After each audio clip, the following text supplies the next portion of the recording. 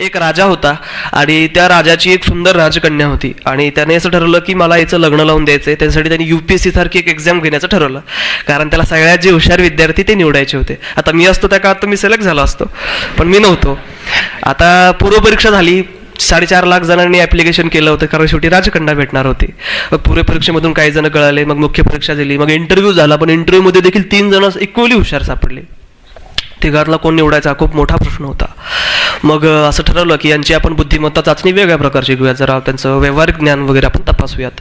मग काय सांगितलं तिघांना की आम्ही तुम्हाला 3 सेपरेट रूममध्ये कोंडत आहोत आणि त्याला एकच मार्ग आहे, एकच दरवाजा आहे बाहेर निघण्यासाठी. तो दरवाजा आम्ही बाहेरून कडी लावतोय, त्यामुळे तुम्हाला काहीही युक्ती करून बाहेर पडायचं आहे. आता तिघांनाही कोंडलं, कडी वगैरे लावलेली होती असं त्यांना सांगण्यात आलं. आणि मग पहिल्याने विचार केला की बोंबलायला हा काय प्रश्न झाला, एकच दरवाजा, त्याची कडी तुम्ही बाहेरून लावताय आणि म्हणता की दरवाजा उडून बाहेर या. म्हणजे तो त्यांनाच मूर्ख म्हणत तो तिथंच बसला. दुसरा होता तोही तसाच बसला. तिसरा माझ्यासारखा थोडासा हुशार होता. त्याने विचार केला की अरे असा प्रश्न विचारतात म्हणजे काहीतरी मार्ग असेल ना कुठंतरी, म्हणून त्यांनी जस्ट तो दरवाजा पुश केला आणि दरवाजा उघडला, कारण कडी लावलीच नव्हती. त्यामुळे प्रयत्न करत राहणं, आपल्या आयुष्यामध्ये सकारात्मक राहणं आणि प्रयत्न करत राहणं खूप गरजेचं असतं आपल्या आयुष्यात. कुठेतरी आशेचा किरण असतो, कुठेतरी काहीतरी मार्ग असतो, तो मार्ग आपण शोधला पाहिजे.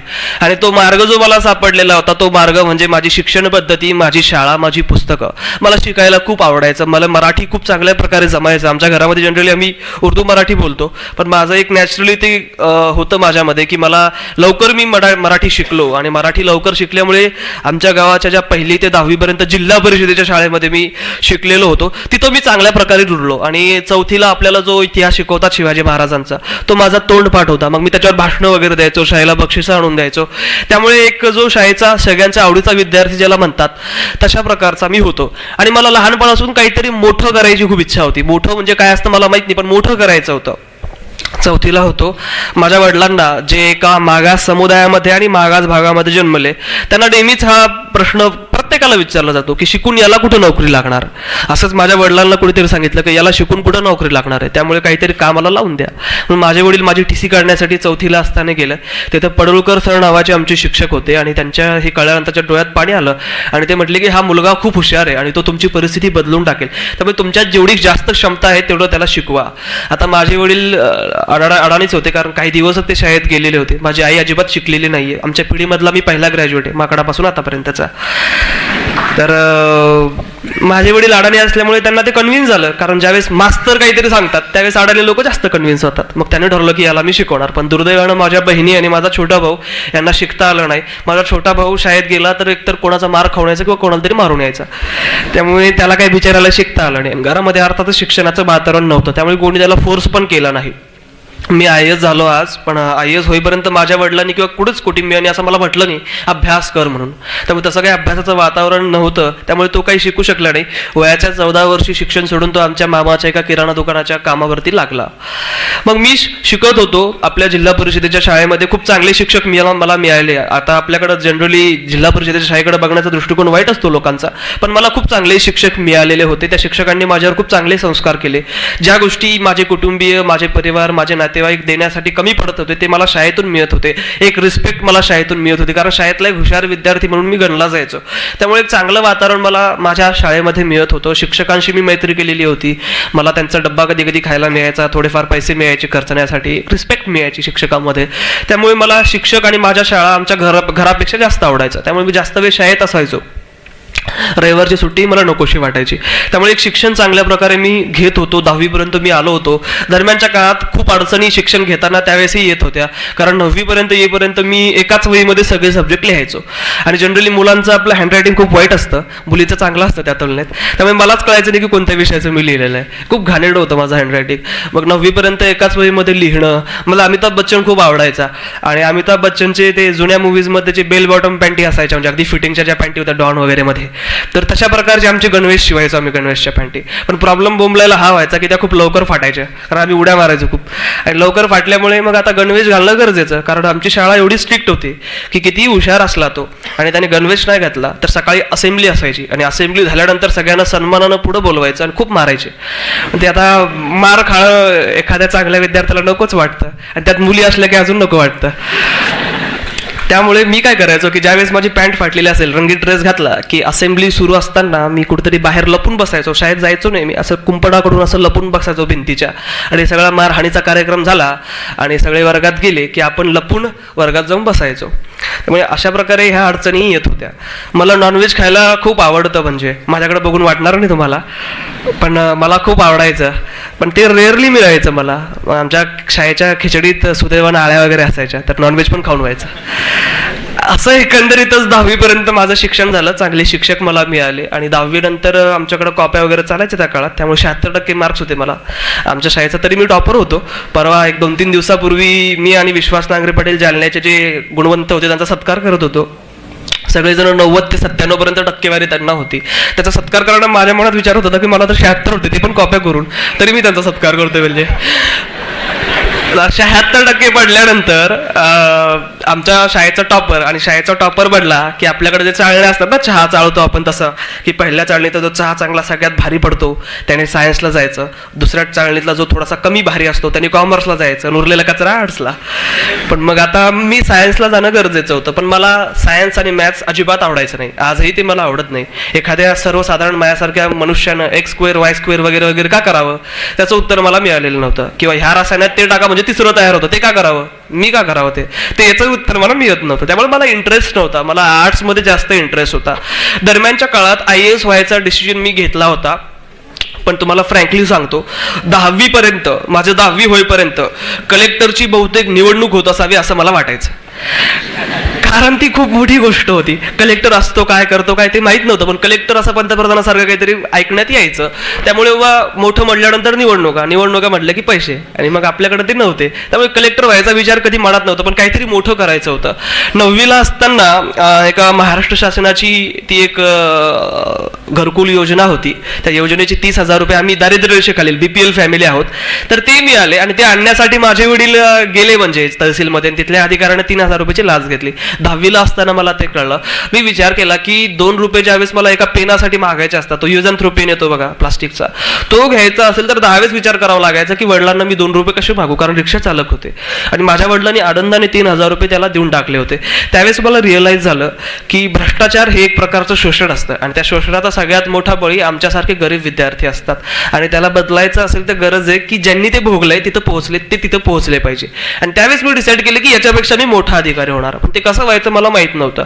10वीच्या सुट्ट्या सुरू होत्या, MPSCचा निकाल लागला, आणि त्या निकालातून आमचे जे शिक्षक होते, NS मापारी सर होते, वर्ग शिक्षक, माझे सगळ्यात फेवरेट टीचर, ते ब्लॉक एज्युकेशन ऑफिसर झाले होते, BEDO, आणि मग ते साहेब झाले होते. आणि मला पण अधिकारीच व्हायचं होतं. म्हणून मी त्यांच्याकडे गेलो, म्हटलं सर मला पण अधिकारी व्हायचं तुमच्यासारखं, कसं होतात ते सांगा. मग सरांनी मला MPSCची बेसिक माहिती सांगितली. मी म्हटलं की चला आता आपल्याला MPSC करायचं. मग आपले जे सिली डाऊट्स असतात गावाकडचे, आपण माहीत नसल्यानंतर आपण काही विचारतो, मला पण बरेच जण विचारतात.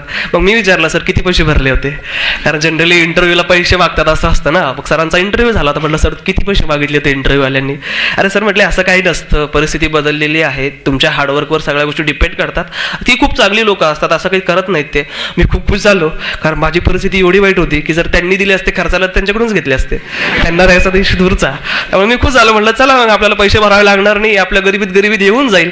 म्हणून म्हटलं की चला आपण आर्ट्स घेऊन जरा सोपं पडेल. म्हणून बद्रीनारायण बारावाले कॉलेज जालना इथं मी 11वी-12वीला आर्ट्स घेतलो. 500 रुपयामध्ये 11वी, 500 रुपयामध्ये 12वी माझं झालं. मला 10 रुपये दररोज माझे वडील जायचे. आमच्या गावापासून 10 किलोमीटरच्या अंतरावर, 10-11 किलोमीटरला आमचं कॉलेज होतं. 5 रुपये रिक्षाचे जाण्यासाठी आणि 5 रुपये रिक्षाचे येण्यासाठी, एवढे 10 रुपये पॉकेट मनी भेटायचा.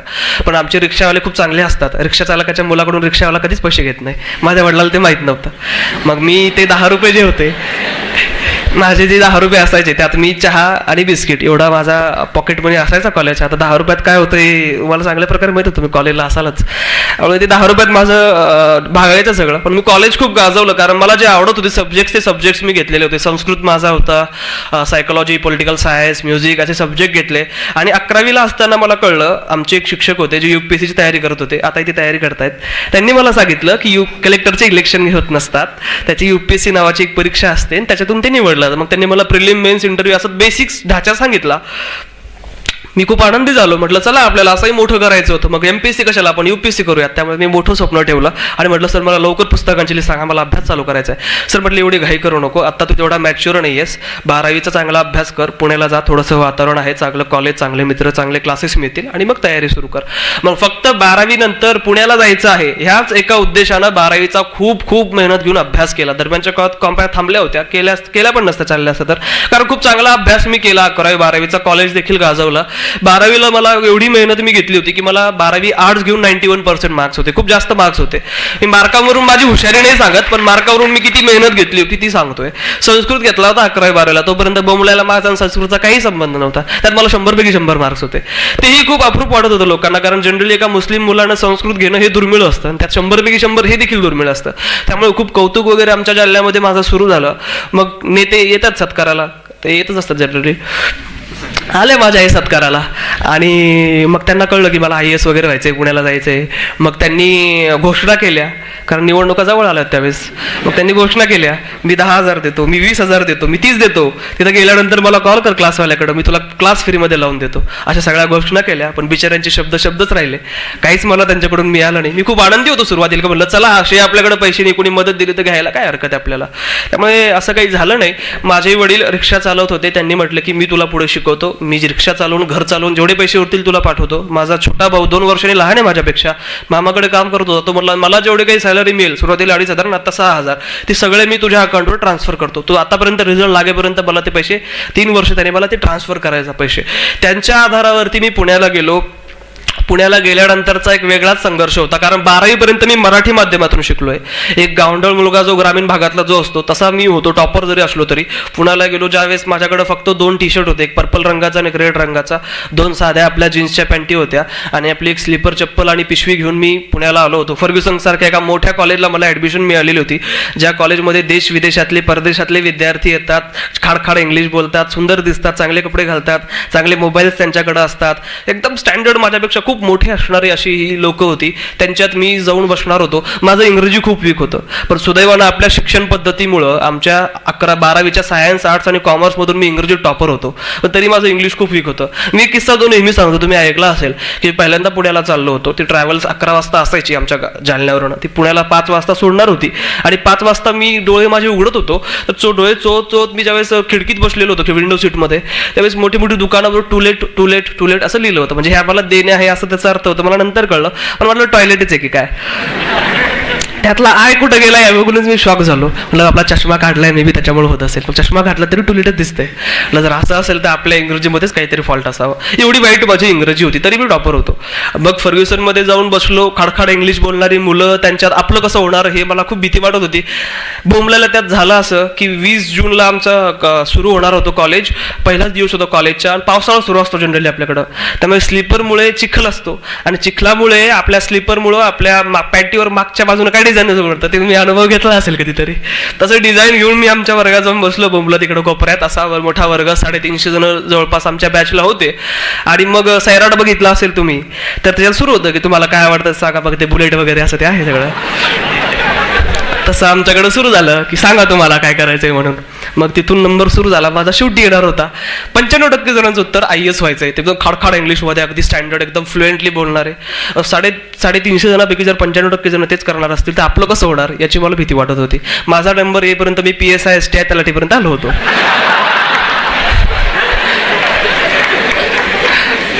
तरी कुणास ठाऊक माझ्या तोंडातनं तेच निघालं की सर मला पण IASच व्हायचंय.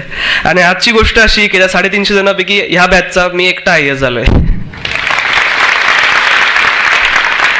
पुण्याला आलं, पुण्याला खूप एन्जॉय केला, खूप चांगला अभ्यास देखील केला. इंग्लिश माझं वीक होतं, मी जाणीवपूर्वक माझं BA इंग्लिश माध्यमातून केलं होतं. BA पॉलिटिकल सायन्स माझं झालेलं आहे. इंग्रजीतून शिकलो, चांगले मित्रमैत्रिणी बनवले, कॉलेज एन्जॉय केलं. कॉलेजला भरपूर बक्षिसं मिळवून दिली. वक्तृत्व स्पर्धा, माझा बोलणं चांगलं असल्यामुळं भरपूर बक्षिसं मला मिळालेली होती. आमच्या कॉलेजच्या मॅगझिनमध्ये माझी कविता यायची, माझा फोटो वगैरे, असं चांगल्या प्रकारे कॉलेज मी 1 वर्ष जगलो. आणि 1 वर्ष कॉलेज संपल्यानंतर मी विचार सुरू केला की ज्या कारणासाठी मी इथं आलो होतो त्याच्यासाठी मी काय मिळवलं. साठी ज्या गोष्टी गरजेच्या असतात त्यापैकी मी काय मिळवलं तर फक्त UPSC समजून घेणं पहिल्या वर्षी जे असतं त्या व्यतिरिक्त मी काहीच केलेलं नव्हतं. NCERT देखील मी वाचलेलं नव्हत्याच. आणि त्यावेळेस मी डिसाईड केलं की आपण आता आपला मित्रपरिवार थोडासा बाजूला सारूयात, कॉलेज थोडंसं बाजूला सारूयात आणि आपण जास्तीत जास्त फोकस UPSC कडे करूयात.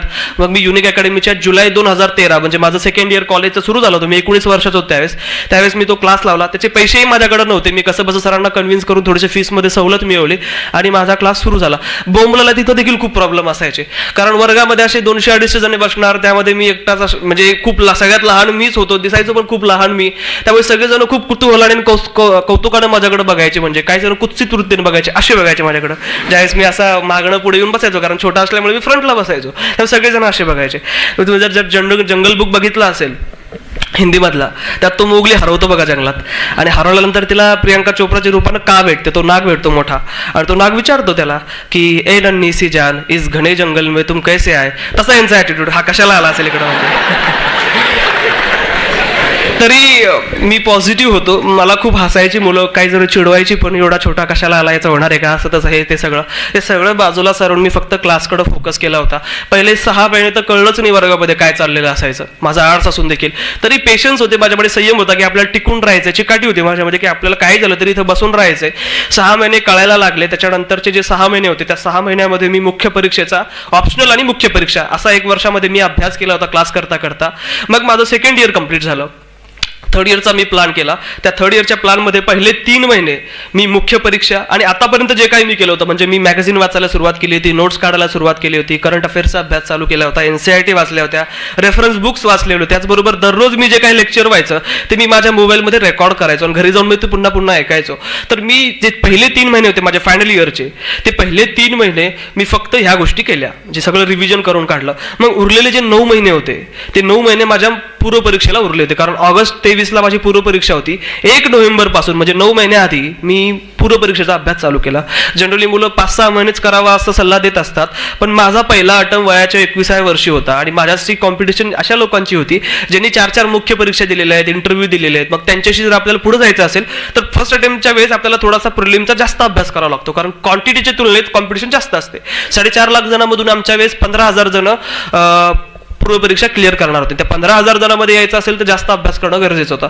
मग 9 महिन्यामध्ये आमच्या कॉलेजच्या सिरियस होतो, आम्ही 4 जण ग्रुप बनवला. त्या ग्रुपमध्ये असं डिसाईड केलं की सिरियसली अभ्यास करायचा. मग आम्ही एकमेकाच्या टेस्ट वगैरे घ्यायचो, ग्रुप डिस्कशन करायचो. ती कल्पना माझी अशी होती की एक संडेला मी काय करणार की 6वीचं समजा आपण म्हणूयात की जॉग्राफीचं NCERT, त्याच्यावर UPSC जसे प्रश्न विचारते, UPSC मला समजली होती कशी असते, UPSC जसे प्रश्न विचारू शकते त्या पुस्तकावरती, त्याच्यावरती मी 20-एक प्रश्न तयार करणार. त्याचबरोबर हिंदूमधून जे काही मला करंट अफेअरचे क्वेश्चन काढता येतील ते 5-10 क्वेश्चन आठवड्याभराचे मी काढणार.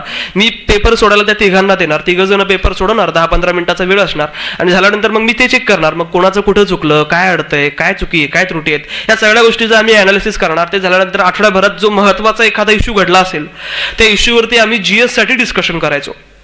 त्यातून आम्हाला आमच्या चुका कळायच्या आणि आमचा खूप चांगला अभ्यास व्हायचा, कारण ज्यावेळेस आपण प्रश्न काढण्यासाठी अभ्यास करतो त्यावेळेस आपला खूप डिटेलमध्ये अभ्यास झालेला असतो. तसा माझा खूप चांगला अभ्यास झाला होता. मग दुसऱ्या रविवारी दुसरा मित्र 7वीच्या NCERTवर, असं करत करत आमचं NCERT सगळ्या विषयाचं संपलं. त्याच्यानंतर रेफरन्स बुक जे काय असतात 5-15 जे काही रेफरन्स बुक्स असतील ते प्रत्येक रेफरन्स बुक्सवरच्या टेस्ट घेऊन झाल्या. ते झाल्यानंतर शेवटी आमच्या इंटिग्रेटेड टेस्ट झाल्या, म्हणजे सगळे सब्जेक्ट्स मिळून करंट अफेअर वगैरे सगळे मिळून तुम्हाला वाटेल तिथून क्वेश्चन काढा, 100 मार्काचा UP सारखा पेपर, अशा मी 15-15 पेपर, म्हणजे ओव्हरऑल मी जर म्हणलं तर मी पूर्व परीक्षेसाठी 7,500 प्रश्न GSचे सोडवलेले होते. 75 पेपर मी GSचे सोडवून गेलेलो होतो. आम्ही सगळे मित्र, त्याची खूप चांगली तयारी झाली होती. दरम्यानच्या काळात माझं CSAT खूप वीक होतं. मी म्हटलं ना मला मॅथ्स आवडायचं नाही अजिबात. मग मी काय केलं की चला मॅथ्स आवडत नाही ना, मग लॉजिक आपलं चांगलं आहे आणि इंग्लिश चांगलं आहे, मग त्याच्यावर मी जास्त फोकस केलं. मॅथ्सकडे मी दुर्लक्ष केलं. असाही बोंबलाला CSATचा पेपर आपल्या आर्ट्सवाल्याकडून कव्हर होत नसतो, म्हणून म्हटलं की मॅथ्स आपण स्किप करू आणि बाकीच्या विषयावर मी आणखी चांगली CSATची देखील एका शेवटच्या महिन्यामध्ये तयारी केली. मी जास्तीत जास्त ते पॅसेजेस वगैरे सोडवायचो आणि मग मला पूर्व परीक्षेचा पेपर खूप चांगला गेला, कारण मी भरपूर नोट्स काढल्या होत्या, माझ्या शॉर्ट नोट्स काढल्या होत्या, मायक्रो नोट्स काढल्या होत्या. शेवटच्या 1 महिन्यात मी फक्त त्या मायक्रो नोट्स वाचत होतो. एवढ्या वेळेस ते मी वाचले होतं की पुढे काय येणार आहे माझ्या नोट्समध्ये हे मला माहीत झालं होतं. आणि त्या मायक्रो नोट्स एवढ्या मायक्रो होत्या की ते रिवाईज करण्यासाठी 12 तास लागायचे.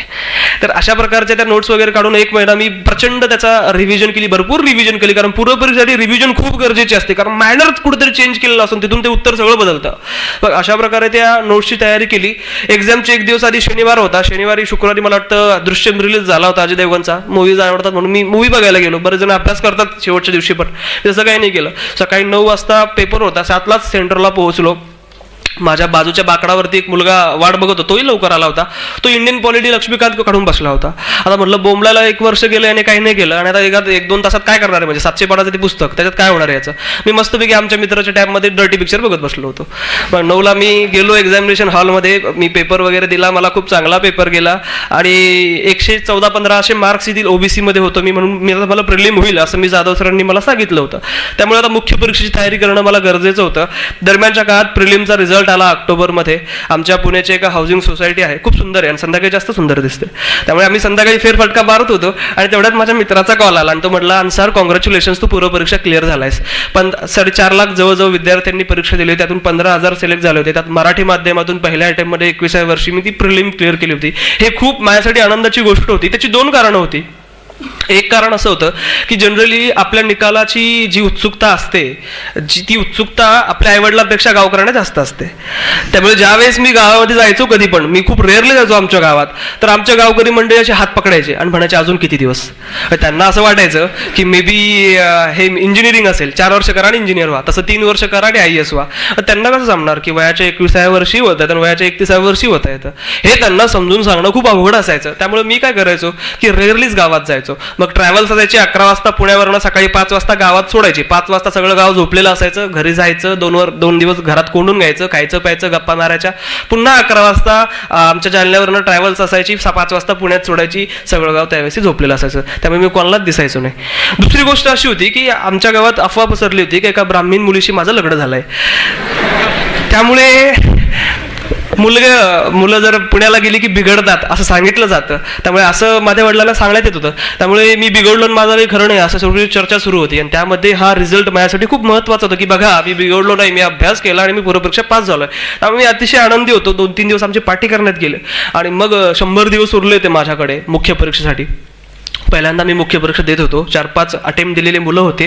त्यांच्या तुलनेत जर मला त्या लेवलचं लिखाण करायचं असेल तर मला लिखाणाची प्रॅक्टिस करणं, रिव्हिजन करणं, वारंवार वाचणं, डिटेलमध्ये अभ्यास करणं गरजेचं होतं. कारण फर्स्ट अटेम्प्टला थोडीशी आपली तयारी कमी असते. मग मी तुकाराम जाधव सरांकडे गेलो. त्यांनी मला 100 दिवसाचा एक टाइम टेबल तयार करून गेला. त्या टाइम टेबल मी फॉलो केला. GSचा, ऑप्शनलचा, एस्से सगळ्यांची मी तयारी केली. मी 50 दिवस जे होते पहिले ते रायटिंग स्किलवर फोकस केला. मी स्पीडच्या मागं नाही लागलो. मला म्हटलं अर्धा तास लागला तरी चालेल, पण ते एक प्रश्न सोडून झाला तरी चालेल, पण तो चांगला सोडवला पाहिजे. मी सुरुवातीला ज्यावेळेस पहिल्यांदा सरांकडे उत्तर चेक करून घेऊन गेलो होतो, कारण मुख्य परीक्षा 1750 मार्काची असते आणि त्यात रायटिंग सगळ्यात महत्त्वाचा पार्ट असतो. त्यामुळे पहिल्यांदा ज्यावेळेस सरांकडे 5-6 उत्तरं लिहून घेऊन गेलो, त्यावेळेस मला 15 पैकी सरांनी 2.5 आणि 3 मार्क दिले होते. ते खूप कमी होते, त्याच्यावर निघणं अवघड होतं.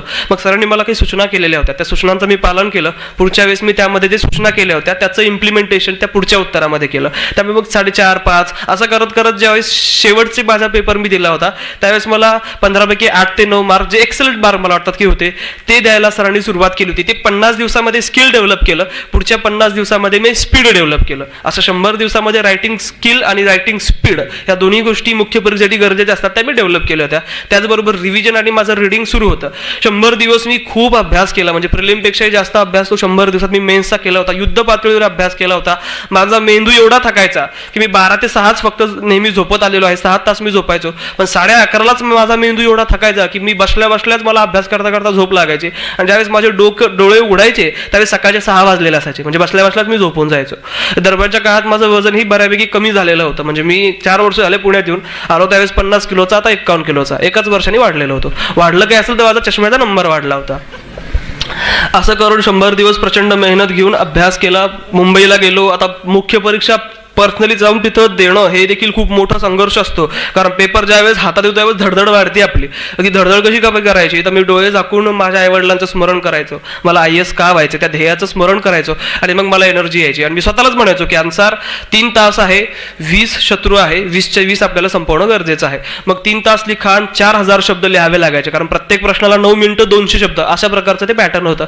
ते संपवणं स्पीडमध्ये, वेळेमध्ये संपवणं खूप गरजेचं होतं. आणि मी म्हणायचो की 30 ते 20चे 20 शत्रू आपल्याला संपवायचे. तो निर्धार करून मी पेपर दिला. 3 तास पेपर झाल्यानंतर 2 तास सुट्टी असायची, त्यामध्ये जेवण आणि हात वगैरे चोळले आणि त्याच्यानंतर पुन्हा 3 तास लिखाण, पुन्हा 4000 शब्द, असं दिवसामध्ये 6 तास लिहावं लागायचं.